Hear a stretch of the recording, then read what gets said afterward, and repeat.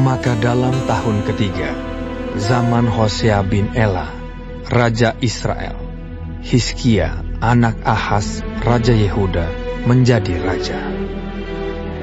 Ia berumur 25 tahun pada waktu ia menjadi raja, dan 29 tahun lamanya ia memerintah di Yerusalem.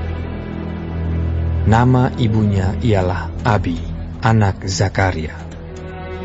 Ia melakukan apa yang benar di mata Tuhan, tepat seperti yang dilakukan Daud, bapa luhurnya. Dialah yang menjauhkan bukit-bukit pengorbanan, dan yang meremukkan tugu-tugu berhala, dan yang menebang tiang-tiang berhala, dan yang menghancurkan ular tembaga yang dibuat Musa. Sebab sampai pada masa itu, orang Israel memang masih membakar korban bagi ular itu, yang namanya disebut Nehustan. Ia percaya kepada Tuhan, Allah Israel, dan di antara semua raja-raja Yehuda, baik yang sesudah dia maupun yang sebelumnya, tidak ada lagi yang sama seperti dia. Ia berpaut kepada Tuhan, tidak menyimpang daripada mengikuti dia, dan ia berpegang pada perintah-perintah Tuhan yang telah diperintahkannya kepada Musa. Maka Tuhan menyertai dia. Kemanapun juga ia pergi berperang, ia beruntung. Ia memberontak kepada Raja Asyur dan tidak lagi takluk kepadanya. Dialah yang mengalahkan orang Filistin sampai ke Gaza dan memusnahkan daerahnya, baik menara-menara penjagaan maupun kota-kota yang berkubu.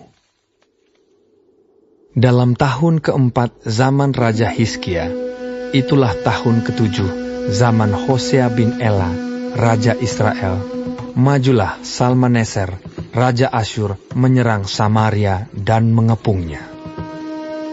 Direbutlah itu sesudah lewat 3 tahun, dalam tahun ke-6 zaman Hizkia.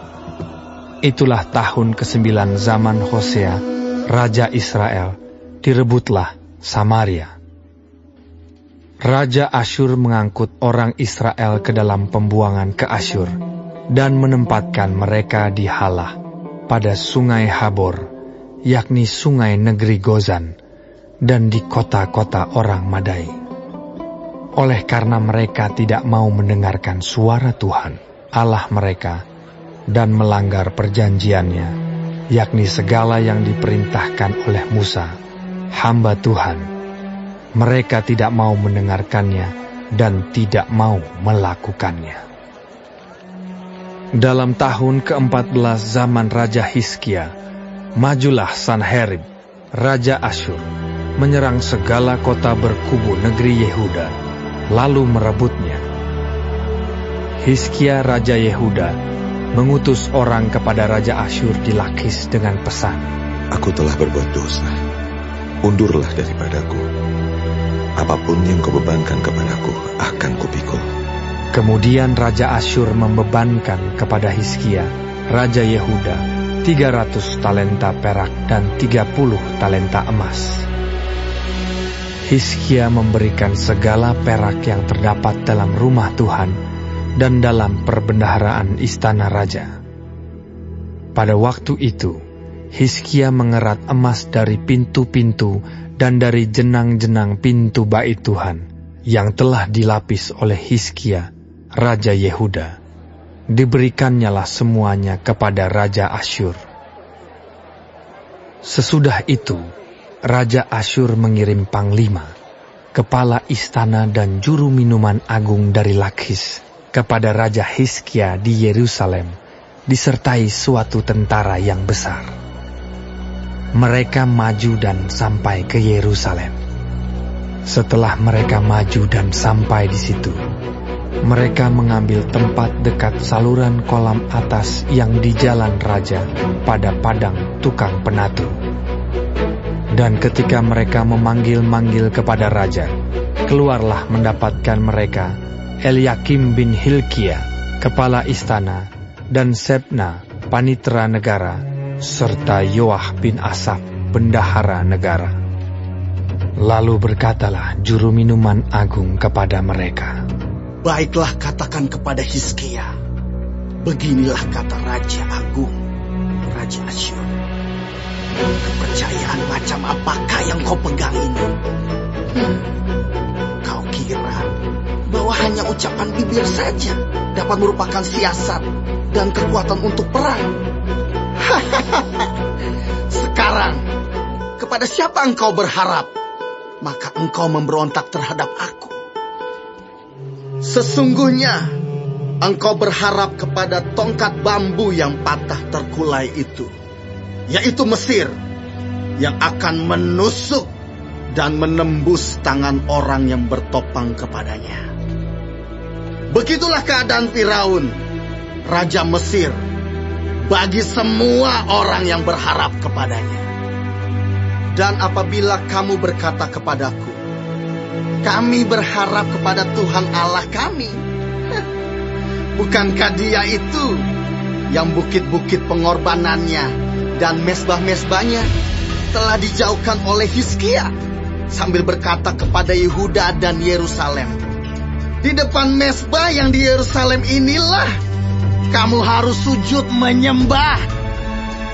Maka sekarang, baiklah bertaruh dengan tuanku Raja Asyur. Aku akan memberikan 2.000 ekor kuda kepadamu, jika engkau sanggup memberikan dari pihakmu orang-orang yang mengendarainya. Bagaimanakah mungkin engkau memukul mundur satu orang perwira tuanku yang paling kecil? Padahal engkau berharap kepada Mesir dalam hal kereta dan orang-orang berkuda. Sekarang pun, adakah di luar kehendak Tuhan aku maju melawan tempat ini untuk memusnahkannya? Tuhan telah berfirman kepadaku, majulah menyerang negeri itu dan musnahkanlah itu. Lalu berkatalah Eliakim bin Hilkia, Sebna dan Yoah kepada juru minuman agung, Silahkan berbicara dalam bahasa Aram kepada hamba-hambamu ini, sebab kami mengerti. Tetapi janganlah berbicara dengan kami dalam bahasa Yehuda, sambil didengar oleh rakyat yang ada di atas tembok. Tetapi juru minuman agung berkata kepada mereka, adakah tuanku mengutus aku untuk mengucapkan perkataan-perkataan ini hanya kepada tuanmu dan kepadamu saja?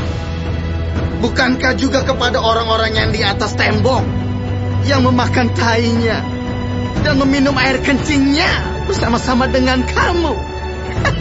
Kemudian berdirilah juru minuman agung, dan berserulah ia dengan suara nyaring dalam bahasa Yehuda. Ia berkata, dengarlah perkataan Raja Agung, Raja Asyur. Beginilah kata Raja, janganlah Hizkia memperdayakan kamu, sebab ia tidak sanggup melepaskan kamu dari tanganku. Janganlah Hizkia mengajak kamu berharap kepada Tuhan dengan mengatakan, tentulah Tuhan akan melepaskan kita, dan kota ini tidak akan diserahkan ke dalam tangan Raja Asyur. Janganlah dengarkan Hizkia, sebab beginilah kata Raja Asyur, adakanlah perjanjian penyerahan dengan aku, dan datanglah keluar kepadaku. Maka setiap orang daripadamu akan makan dari pohon anggurnya dan dari pohon aranya, serta minum dari sumurnya, sampai aku datang dan membawa kamu ke suatu negeri seperti negerimu ini, suatu negeri yang bergandum dan berair anggur, suatu negeri yang berroti dan berkebun anggur, suatu negeri yang berpohon zaitun, berminyak dan bermadu. Dengan demikian, kamu hidup dan tidak mati. Tetapi janganlah dengarkan Hizkia, sebab ia membujuk kamu dengan mengatakan, Tuhan akan melepaskan kita. Apakah pernah para Allah bangsa-bangsa melepaskan negerinya masing-masing dari tangan Raja Asyur? Di manakah para Allah negeri Hamat dan Arpad? Di manakah para Allah negeri Sefarwaim, Hena, dan Iwa? Apakah mereka telah melepaskan Samaria dari tanganku? Siapakah di antara semua Allah negeri-negeri yang telah melepaskan negeri mereka dari tanganku? Sehingga Tuhan sanggup melepaskan Yerusalem dari tanganku. Tetapi rakyat itu berdiam diri dan tidak menjawab dia sepatah kata pun. Sebab ada perintah raja, bunyinya, Jangan kamu menjawab dia. kemudian pergilah Eliakim bin Hilkia, kepala istana, dan Sebna, panitera negara, dan Yoah bin Asaf, bendahara negara, menghadap Hizkia dengan pakaian yang dikoyakkan, lalu memberitahukan kepadanya perkataan juru minuman agung.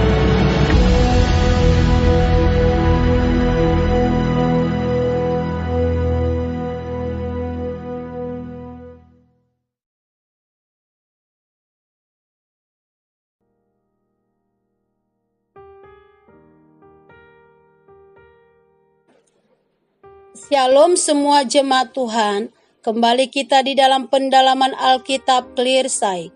Sekarang kita sudah memasuki kitab 2 Raja-Raja 18. Tuhan Yesus memberkati. Tema utama kita di pasal ini adalah percaya kepada Tuhan akan membawa kekuatan di tengah ancaman yang besar. Pasal ini menceritakan awal pemerintahan daripada Raja Hizkia, yaitu salah satu Raja Yehuda yang paling setia kepada Tuhan, serta ujian besar yang ia hadapi dari Asyur. Yang pertama kita akan melihat di ayat 1-8, Hizkia Raja yang setia. Hizkia melakukan apa yang benar di mata Tuhan, yaitu dengan menghancurkan bukit-bukit pengorbanan, memusnahkan berhala, bahkan menghancurkan ular tembaga yang telah disalahgunakan. Alkitab berkata, ia berpaut kepada Tuhan dan tidak menyimpang daripadanya. Pemulihan dimulai saat kita kembali sepenuh hati kepada Tuhan. Yang kedua di ayat 9-12, Israel jatuh karena ketidaktaatan. Disisipkan pengingat bahwa kerajaan Israel telah jatuh ke tangan Asyur karena tidak taat kepada Tuhan. Sejarah menjadi peringatan agar kita tidak mengulangi kesalahan yang sama. Yang ketiga di ayat 13-16, tekanan dari Asyur dan ujian iman daripada Hizkia. Raja Asyur menyerang Yehuda. Hizkia sempat memberi upeti dari harta bait Tuhan untuk menghentikan serangan. Bahkan orang beriman pun bisa goyah saat tekanan datang. Namun Tuhan belum selesai bekerja. Yang keempat di ayat 17-37, ancaman dan perang psikologis. Utusan Asyur mengejek dan meremehkan kepercayaan Yehuda kepada Tuhan, mencoba membuat rakyat takut dan menyerah. Namun rakyat diam dan tidak menjawab sesuai dengan perintah Hizkia. Saat iman diuji, jangan biarkan suara ketakutan lebih kuat daripada suara Tuhan. Ketika kita berpaut kepada Tuhan, ancaman sebesar apapun tidak akan menggoyahkan kita. 2 Raja-Raja 18 ini mengingatkan kita, hati yang kembali kepada Tuhan membawa pemulihan. Tekanan hidup bukan tanda Tuhan meninggalkan kita. Iman yang teguh lebih kuat daripada ancaman dunia. Karena itu tetaplah percaya walau keadaan menekan. Tuhan yang kita sembah adalah perlindungan yang sejati. Ia tidak pernah gagal menolong orang yang berpaut kepadanya. Amin. Tuhan Yesus memberkati.